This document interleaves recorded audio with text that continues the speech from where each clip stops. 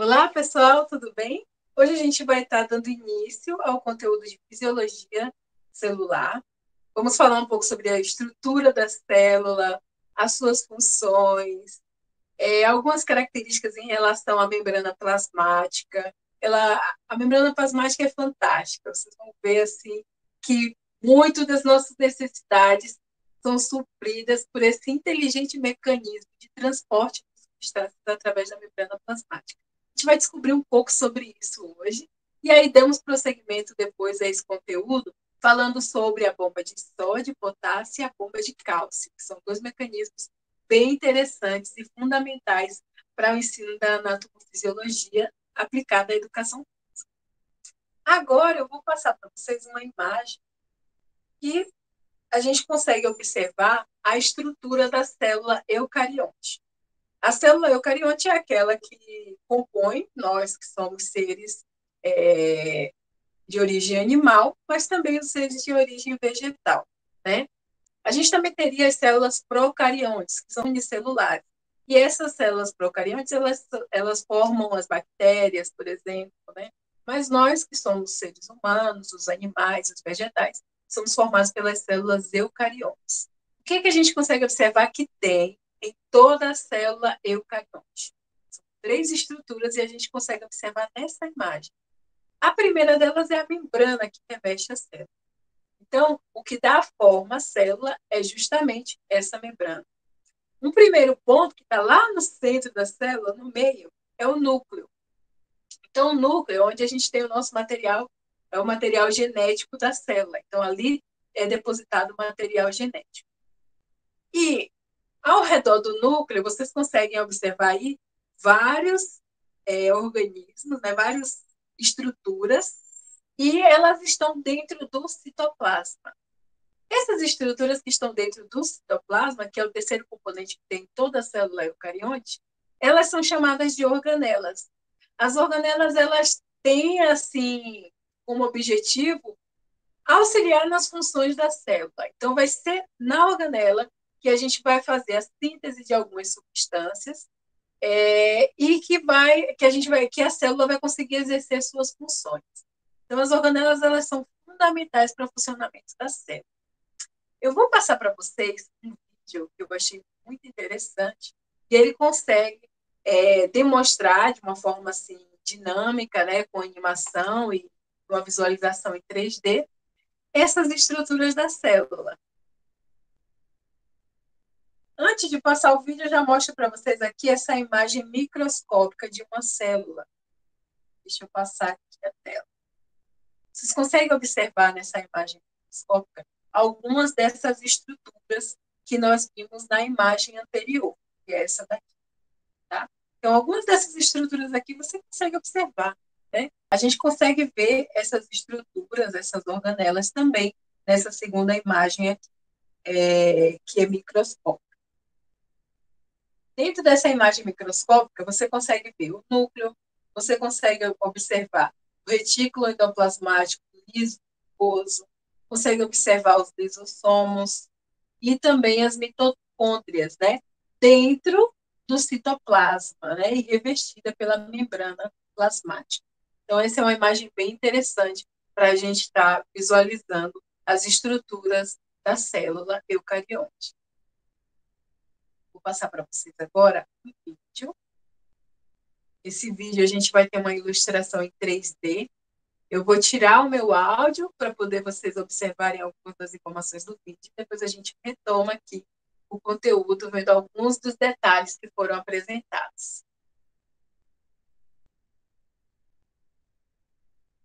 Unidades básicas dos seres vivos. Todas as células têm três coisas em comum, não importando o seu tipo. Todas as células têm uma membrana celular que separa o interior da célula do ambiente externo. Citoplasma, que é um material gelatinoso, e DNA, que é o material genético da célula. Existem duas categorias de células. A primeira categoria são as células eucariontes. Elas têm organelas que invariavelmente incluem o núcleo, além de outras partes especiais. As células eucariontes são células mais avançadas e complexas, sendo encontradas em plantas, animais, protozoários, fungos. A segunda categoria são as células procariontes. Elas não têm núcleo ou organelas membranosas. Elas apresentam um material genético, mas que não está contido dentro de um núcleo. As células procariontes.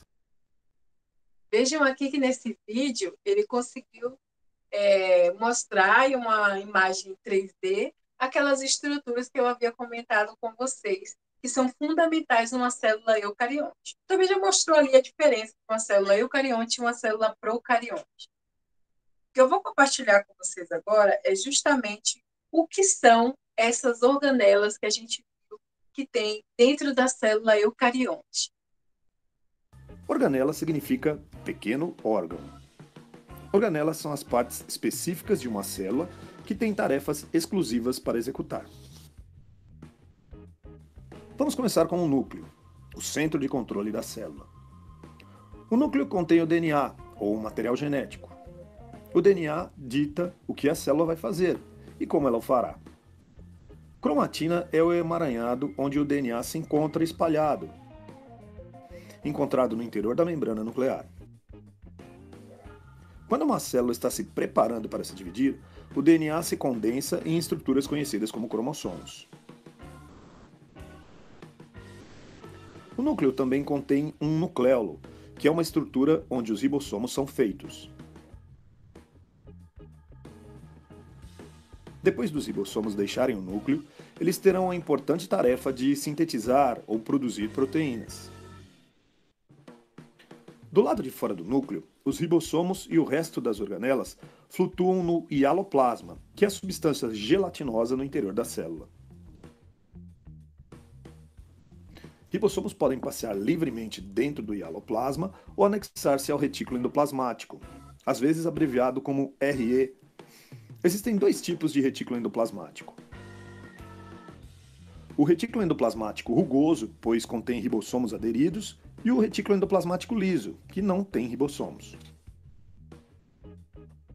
O retículo endoplasmático possui uma membrana fechada que permite o transporte de materiais, tal como proteínas sintetizadas pelos ribossomos. As proteínas e outros materiais emergem do retículo endoplasmático em pequenas vesículas, onde o aparelho de Golgi, às vezes chamado de complexo golgiense, as recebe. As proteínas movem-se dentro do complexo golgiense, onde elas são personalizadas em formas que a célula pode usar. O complexo golgiense faz isso ao alterar a estrutura das proteínas em formas utilizáveis ou adicionando outros materiais como lipídios ou carboidratos.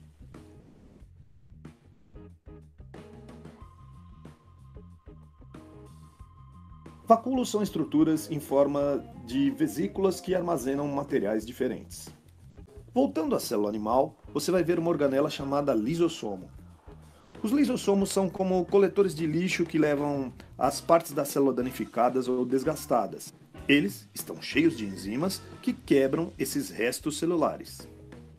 A mitocôndria é uma organela que obtém energia para células tanto animais como vegetais.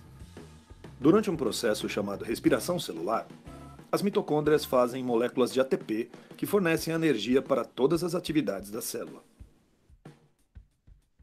As células que precisam de mais energia têm mais mitocôndrias. Enquanto isso, a célula mantém sua forma através de um citoesqueleto. O citoesqueleto inclui os microfilamentos filiformes, que são feitos de proteínas, e os microtúbulos, que são tubos finos e ocos, também feitos de proteínas.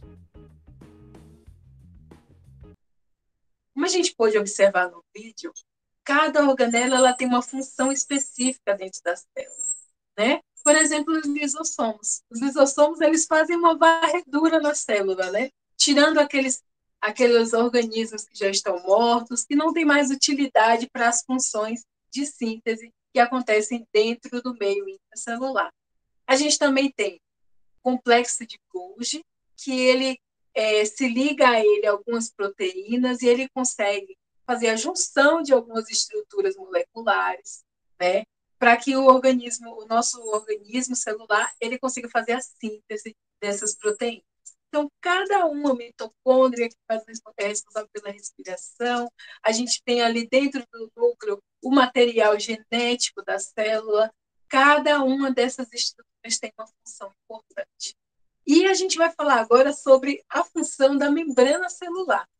A membrana celular, ela tem uma estrutura que é formada por uma bicamada lipídica. A gente consegue observar aqui nessa imagem que existem várias proteínas, várias microestruturas ligadas à membrana celular.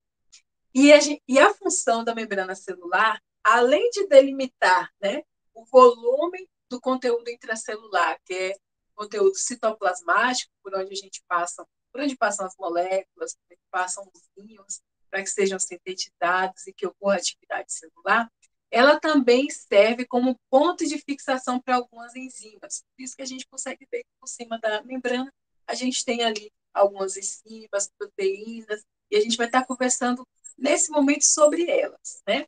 Além disso, a membrana, ela consegue formar vesículas, como no vídeo mostrou o transporte de algumas moléculas de substâncias por meio das vesículas. As vesículas, elas são revestidas pelo material que compõe a estrutura da membrana plasmática, né? Então, serve tanto para transportar substâncias para dentro da célula, como também para transportar substâncias para fora da célula, né?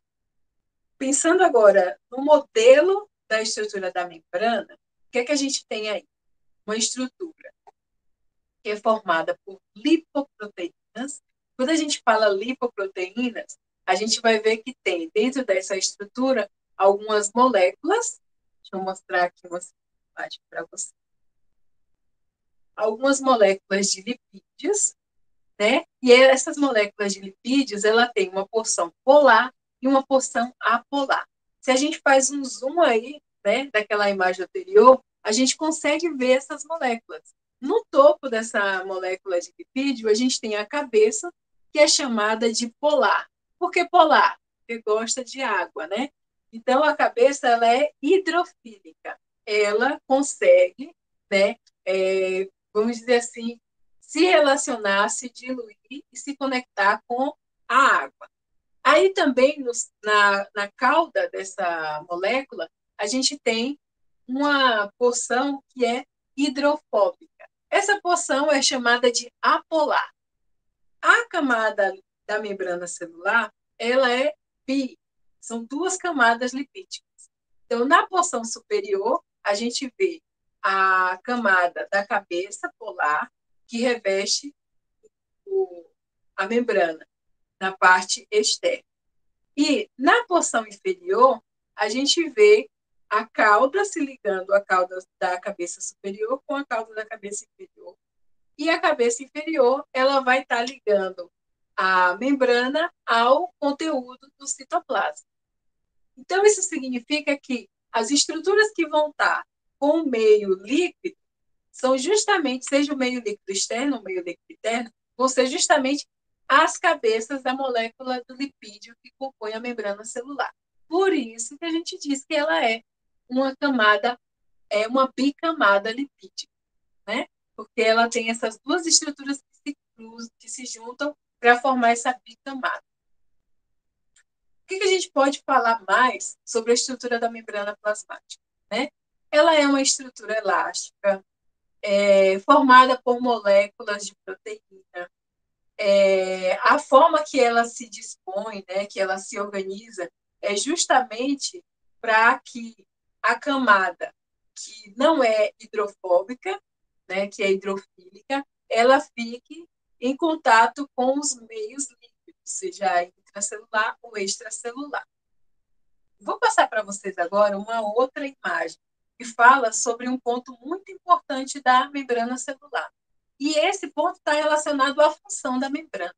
A membrana ela tem essa função de proteger e determinar o volume da célula, mas também ela contribui muito para o transporte das substâncias que vão para o meio intracelular. Ela protege a estrutura intracelular e também ajuda no transporte das substâncias que estão no meio extracelular, para o meio intracelular. Então, a permeabilidade seletiva ela está relacionada ao fato da membrana ela determinar que tipo de substância vai entrar na célula. Ela não determina só o tipo, mas ela determina qual o volume dessa substância que vai entrar, né? Então, existem alguns mecanismos que estão relacionados a essa determinação da permeabilidade seletiva, né? E esses mecanismos são os mecanismos de transporte da membrana plasmática. Então, aqui a gente consegue ver vários tipos de moléculas e que o transporte delas ocorre de forma diferente. Qual é o primeiro ponto que a gente consegue ver aí? Que moléculas menores e mais simples, elas têm como se fosse uma passagem livre. Olha aqui o oxigênio, ele tem uma passagem livre. Moléculas que são hidrofóbicas, elas também conseguem passar com maior facilidade, assim como a água também consegue passar com maior facilidade. Mas existem outras moléculas que são maiores, né? Aí a gente tem a glicose, a gente tem os aminoácidos, a gente tem as moléculas ionizadas, e aí vai aparecer o A+, o A-, né? Então temos aí o H+, o Na+, então são moléculas que estão ionizadas. Moléculas de tamanhos maiores, que seria, por exemplo, a glicose. Essas moléculas, elas vão ter que receber a célula, a membrana da célula, vai ter que receber alguma mensagem que diga, olha, pode liberar a passagem dessas macromoléculas que nós estamos aqui preparados para recebê-las e sintetizá-las. E a quantidade que vai passar e a velocidade com que vai passar essas macromoléculas é determinada pela membrana celular. Olha que função importante que a membrana celular tem, né? Então, agora a gente já vai começar a falar sobre o transporte que acontece na membrana celular. Aí eu estou mudando aí a tela para vocês para uma outra imagem. Nessa outra imagem eu estou tentando trazer um exemplo, né, do que seria um transporte ativo e um transporte passivo. Quando a gente fala em transporte ativo e passivo, eu gosto de dar esse exemplo aqui. Quando a gente está descendo uma ladeira, você pega uma bicicleta e vai descer a ladeira. Você não precisa gastar muita energia para descer a ladeira, né? Você tem que tomar cuidado e frear, porque senão vai descer a ladeira abaixo, a ribanceira, se embolar, né? Agora, quando você vai subir uma ladeira, meu bem, de bicicleta, se prepare, porque você vai precisar de energia para conseguir fazer isso, né? Não só de bicicleta, vai subir uma ladeira muito íngreme, caminhando, correndo. Então, você vai precisar de mais energia, né? Então, quando não tem gasto de energia, a gente chama de transporte passivo. Quando tem gasto de energia, a gente chama de transporte ativo. Isso é bem interessante. É uma forma simples da gente conseguir entender os mecanismos que estão relacionados ao transporte de substâncias pela membrana celular. Então, a gente vai ter aqui, eu vou mostrar uma outra imagem, vários tipos de transporte, né? Ele pode ser um transporte único, então aquela proteína que está ligada à membrana, ela reconhece determinado tipo de substância, determinado tipo de molécula, e ela permite a passagem dessa molécula. Mas também existe o cotransporte, que seria o transporte de mais de um tipo de substância. Então, você vai ter ali a passagem, o canal livre para determinadas moléculas. E também a gente tem o contratransporte. À medida que uma molécula X entra no meio intracelular, é expelida uma outra tipo de substância, né? Então, é o cotransporte. Há uma passagem no sentido ida e vida. É como se fosse, como é que se diz? Caminho, passagem dupla. Então, por essa escada aqui, pode subir e descer, né? A gente tem esses três tipos de transporte. O transporte único, só uma determinada molécula que passa pelo aquele canal proteico da membrana. Tem também o cotransporte, que mais de uma molécula pode estar sendo transportada por esse canal, e o contratransporte, à medida que uma substância ela passa para o meio intracelular, outras substâncias são eliminadas para o meio extracelular, tá? Então, as substâncias que passam pela membrana, por esse canal proteico da membrana, ela pode tanto entrar quanto sair. Quando o transporte precisa de energia para acontecer, que seria aquele que eu falei para vocês, que é de subir a ladeira, então a gente chama de transporte ativo. Quando o transporte não precisa de muita energia para acontecer, a gente chama de transporte passivo. E existem alguns tipos de transporte de substâncias pela membrana celular. Quais são os transportes que a gente chama de transporte passivo? Seria a difusão simples, osmose ou difusão facilitada. E quais seriam os tipos de transporte ativo? A gente tem a fagocitose, a pinocitose e a bomba de sódio e potássio. É aqueles pontos que eu disse para vocês, né, que eu ia comentar na segunda parte do conteúdo de fisiologia celular. E por que acontece de determinadas substâncias elas serem transportadas de maneira sem muito esforço e outras substâncias elas serem transportadas exigindo um maior esforço? Isso acontece por conta da concentração de algumas substâncias e também a necessidade de reconhecimento daquelas macromoléculas para que elas entrem no meio celular. Então, quando a passagem ocorre de maior concentração para um ambiente de menor concentração, tende a gastar menos energia. Então, você tem ali várias moléculas de oxigênio no meio extracelular e elas vão ser transportadas para dentro da célula. Então, está saindo de um meio de maior concentração para um meio de menor concentração.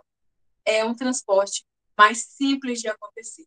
Mas existem outros mecanismos que já não são tão simples, que são moléculas maiores e que moléculas ionizadas. Então, quando o transporte ele acontece de um ambiente de menor concentração para um ambiente de maior concentração, a gente determina que esse transporte é ativo. Você vai precisar gastar mais energia. Certo? Eu vou mostrar para vocês agora uma outra imagem que ela fala justamente sobre as proteínas da membrana plasmática. Essa imagem ela é bem interessante. Ela vai falar para a gente sobre esses tipos de transporte. A gente tem aqui um primeiro ponto, que é o tópico A, que ele fala sobre uma característica, né, dessas proteínas que estão ligadas à membrana, que é fazer a adesão ao citoesqueleto. No vídeo que eu mostrei anteriormente sobre a estrutura, né, da membrana celular, falava sobre esse citoesqueleto. Né? Ele é como se fosse a estrutura que vai dar o arcabouço, o mosaico que forma a célula. Na membrana celular, a gente tem algumas proteínas que têm essa função de aderir ao citoesqueleto. A gente tem também um ponto B aqui, que seriam as proteínas que têm a função de reconhecimento celular. Então, ela vai reconhecer determinadas substâncias que circulam no meio extracelular ou no meio intracelular para que essas substâncias façam adesão a essa proteína. Então, a gente tem aqui um ponto B, que é de reconhecimento celular. Então, são membranas que estão, são proteínas que estão na membrana da célula que fazem esse reconhecimento de determinadas substâncias. A gente tem também as proteínas que fazem o transporte de substâncias.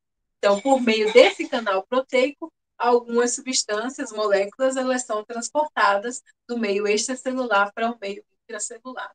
A gente tem também proteínas na membrana que fazem a junção intercelular, que seria esse ponto aqui, E.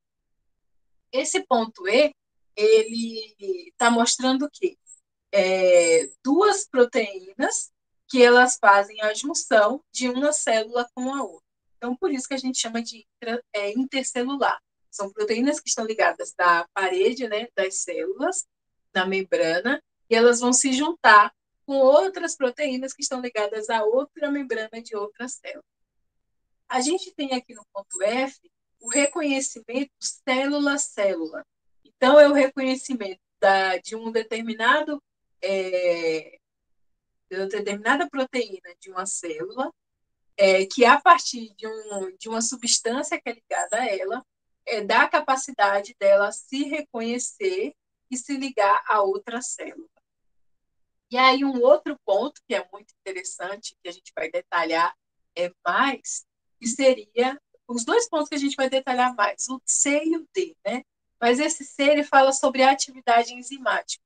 Então, essas proteínas, elas vão ter a capacidade de se identificar e reconhecer algumas substâncias, para produzir uma atividade enzimática que está relacionada à função daquela célula. Veja como é interessante, né, o estudo sobre a membrana plasmática. Eu acho a membrana plasmática fantástica. Eu vou estar passando um vídeo para vocês agora que vai ajudar a gente a entender sobre esse transporte que acontece nas células, certo? E aí, após esse vídeo, já vou mostrar também mais alguns detalhes. E vou estar comentando também durante o vídeo.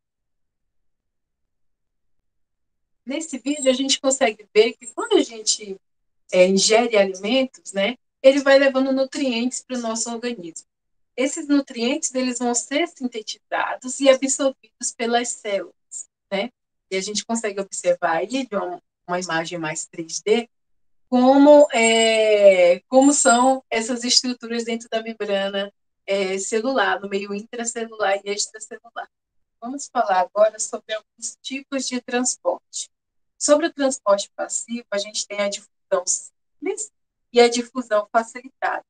A difusão simples são justamente aquelas substâncias que podem passar por qualquer local da membrana celular.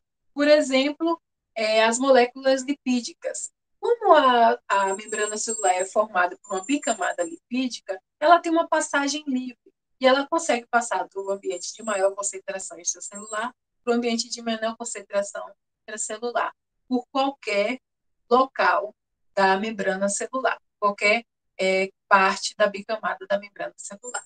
Mas a gente também tem a difusão facilitada, que são por canais proteicos. E aí a gente tem como exemplo a frutose.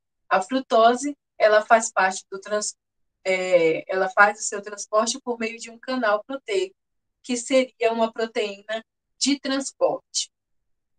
Essa proteína de transporte recebe a molécula e permite a passagem dela do meio extracelular para o meio intracelular.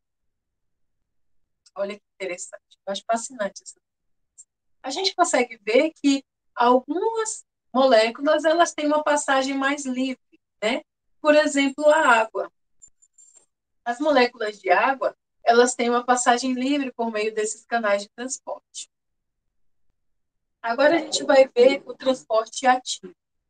Nesse exemplo, a gente tem os íons de sódio no meio intracelular, sendo expelido para o meio extracelular. O meio intracelular ele tem menor concentração de sódio e ele está sendo expelido para um meio de maior concentração.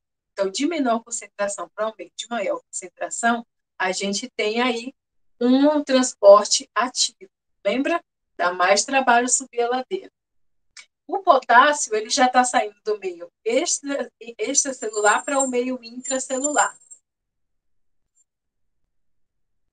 O que a gente consegue ver nesses exemplos é que um canal proteico ele está permitindo a passagem de mais de um tipo de substância. É o que a gente falou ali de cotransporte, né?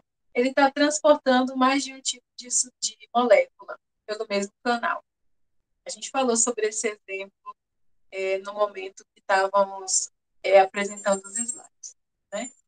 Aqui a gente tem as imagens da molécula de glucose e está sendo efetuado o cotransporte junto com as moléculas de água.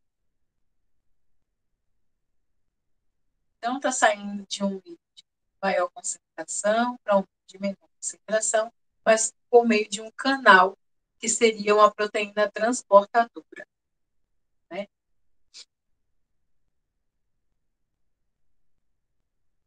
A gente vai ver agora sobre a exocitose e a endocitose. Nessa imagem, estão mostrando as vesículas. Vesículas são micro-organismos que estão presos dentro de uma membrana. Essa membrana, quando entra em contato com a membrana celular, ela expele essas substâncias para dentro do meio celular. E o oposto é feito na exocitose. As substâncias que estão no meio celular, quando vão para o extracelular, elas são revestidas por uma membrana que forma a vesícula. Então, vimos aí diferentes tipos de transporte. Transporte passivo, transporte ativo, a endocitose e a exocitose. Eu agora estou compartilhando uma outra tela para você. Então, no vídeo, eu tentei ir comentando, né? E aqui eu vou falar detalhadamente sobre esses tipos de transporte. Eu acho que a gente conseguiu entender bem o que é um transporte ativo e um transporte passivo. Transporte passivo não precisa gastar muita energia. Sai de um meio de maior concentração para um meio de menor concentração. Transporte ativo necessita gastar energia. Então, precisa que um canal proteico reconheça aquela molécula, libere energia para que seja feita a passagem da molécula, seja para o meio intracelular ou para o meio extracelular. Tá? Então, tem um gasto de energia. A gente tem aqui nessa imagem alguns tipos de transporte de substâncias da membrana plasmática. Então, a gente tem algumas proteínas que são proteínas de reconhecimento.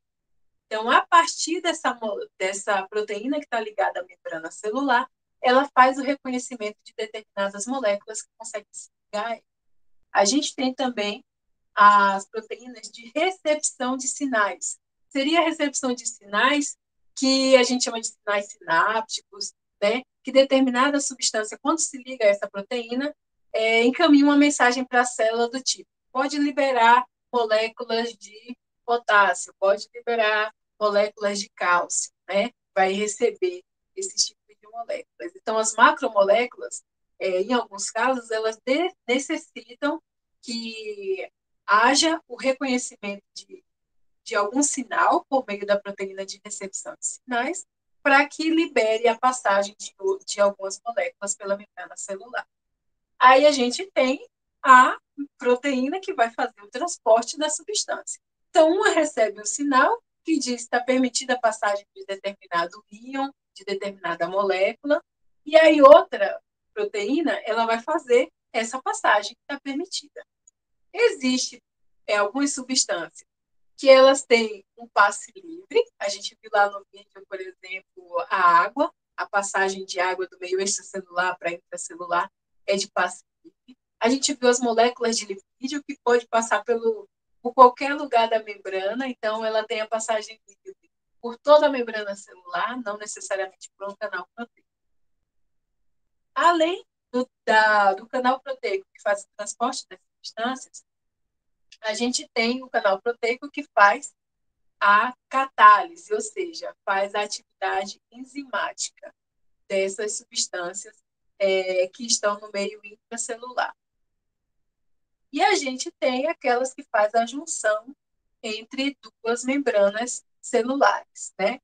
Então, isso eu estou retomando porque é muito importante para a gente pensar. O que mais que eu posso falar com vocês sobre essas proteínas, né? Então, só para fixar, esses canais de proteínas que estão aqui em vermelho, eles vão permitir o transporte de moléculas ou íons, né? Então, certas moléculas e íons são permitidas a passagem por esses canais, né? A gente vai ter proteínas que são carreadoras, que vão fazer o transporte dessas moléculas, proteínas que vão receber sinais e vão fazer o reconhecimento, né? E vai permitir que a célula reconheça um a outro tipo de substância. A gente vai ter também aquelas receptoras que vão reconhecer uma determinada molécula e se ligar a ela, que a gente tem aqui a proteína de reconhecimento. Agora, eu vou passar para um outro tópico. Eu já estou entendendo que essa parte está bem tranquila para vocês. Pelo vídeo, lendo material, vocês vão conseguir compreender todos esses tipos de proteínas que estão ligadas à membrana celular. Nessa outra imagem, vou compartilhar para vocês, eu vou falar sobre o transporte ativo em quantidade. Seria a fagocitose e a pinocitose. Esse transporte em quantidade, ele está relacionado a quando as partículas elas não conseguem atravessar a membrana por conta do tamanho e dessas partículas. Então, elas acabam fazendo uma deformação na membrana, e essa deformação na membrana é que vai permitir a entrada de substância, né? Então, a fagocitose, nessa imagem, eu tenho o exemplo da ameba. A ameba, a partir dos seus prolongamentos, ela consegue, né, capturar alguns micro-organismos. Então, ela faz a fagocitose, a captura de organismos. Então, isso não acontece por meio de um canal proteico, né? Ele vai acontecer por outro mecanismo que a gente chama de fagocitose. A fagocitose é quase um assassinato, né? Vamos pensar assim em um crime perfeito. Então, a ameba ela vai chegar, vai pegar os seus pseudópodos, que seriam essas suas perninhas ou prolongamentos da membrana, vão capturar o micro-organismo e engolir ele e matar ele. O material desse micro-organismo ele vai ser diluído para dentro da ameba. Então, ela vai acabar, né, matando esse micro-organismo que ela capturou. A gente tem também um outro exemplo, que seria a pinocitose. A pinocitose já é diferente, é pelo depósito de determinada substância na membrana celular. Então, aí nessa imagem a gente consegue ver que a membrana de uma célula ela acaba, né, quando há um depósito de determinadas substâncias ali, micro-organismos, né, ela acaba fazendo o quê? Um afundamento, ela vai se dobrando para dentro da célula. E isso vai fazer com que ela englobe essas substâncias e forme a endocitose. Né? Logo abaixo, tem uma outra imagem que dá um nome, né, para esse termo aqui, a essa dobra que acontece na membrana celular quando tem um determinado volume de micro-organismos, de moléculas que estão sendo depositadas ali. É chamado de invaginação da membrana. Então, essa dobradura que vai englobar e formar uma nova estrutura, que é chamada de vesícula, é chamada de invaginação da membrana, certo? Então, o material que vai estar se ligando a essa parede da membrana celular, ele vai ter receptores que vão se ligar a ele e fazer essa dobra que se junta e forma uma vesícula, que é chamada de pinocitose. Pinocitose normalmente está levando para o interior da célula micro-organismos, material líquido, né? Então, por meio de pinocitose que é possível fazer isso. Quando a gente tem algumas moléculas ionizadas, algumas moléculas ou íons, elas passam pelo canal proteico. Agora, substâncias, né, e micro-organismos líquidos, ele vai passar por meio de pinocitose. Eu tenho aqui alguns vídeos para mostrar para vocês, para ilustrar. Esse aqui seria o da fagocitose. Nessa cor mais fluorescente, vocês conseguem ver os micro-organismos, eles fazendo a captura, né, de outros micro-organismos e fagocitando, ou seja, englobando ele e desfazendo seu material genético dentro daquela célula. Isso aqui é a ameba, aquela mesma foto que eu mostrei para você da ameba, aqui é a ameba fazendo esse processo de fagocitose, né? Ela vai capturando esses micro-organismos, né? Aqui você está vendo o movimento da ameba com seus pseudópodos, capturando os micro-organismos para fazer a fagocitose. Olha que interessante, né?